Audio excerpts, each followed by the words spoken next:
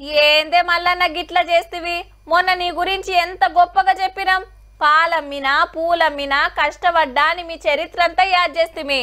మల్లన్న మాట అంటే మాటే, అస్సలే తగ్గడని. రాజకీయంలో నీ అంత బోలా మనిషే ఇంకోళ్ళు ఉండరు. అందరితో మంచిగా మెదులుతావు. నువ్వు లేని తెలంగాణ రాజకీయాలు ఊహించుకునుడే కష్టం అన్నందుకు ఫీల్ అయినవా ఎట్లా? మనం మల్లన్న మల్ల మాట మార్చిండుల్లో రాజకీయాలు ఇడిచిపెడుతున్నాను మొన్న చెప్పే కదా, గదే ముచ్చట అడిగితే దూరమేమి నేను అనలేదయా. నిన్న వాళ్ళు ఏదో రాంగ్ తోటి మెసేజ్ తోటి స్పీడ్ లో పోయారు కానీ గట్లెట్లా రాంగ్ పోయిందో. ఇంతగా దినం సార్ ఏమన్నాడో ఇందాము. నేను రాజకీయమే వద్దనుకుంటున్నా అన్నది బరాబరే, ఉల్టా మాట్లాడితే ఎట్లనే మల్లన్న. నువ్వు బీజేపీలోకి పోతావా తెలుగుదేశంలో పోతావా అని అడిగితే నేను ఏ దేశంలో పోను ఏ పార్టీలో పోను.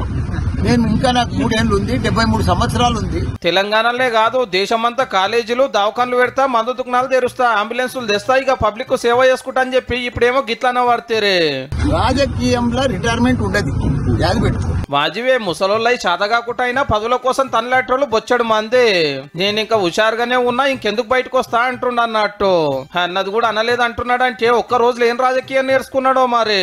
పాలు కొట్టి పార్లమెంట్ కు పోయినా, ఎమ్మెల్యే అయినా, మంత్రి అయినా, ఇంతకంటే ఇంకేం కావాలని గొప్పగా చెప్పి మల్లారెడ్డి సార్ ఇంతలే మాట మార్చిందంటే ఇంకేదో పెద్ద పదవికే సూటి పెట్టినట్టున్నాడు పో. జపాన్ లో రిటైర్మెంట్ లేదు నాకు.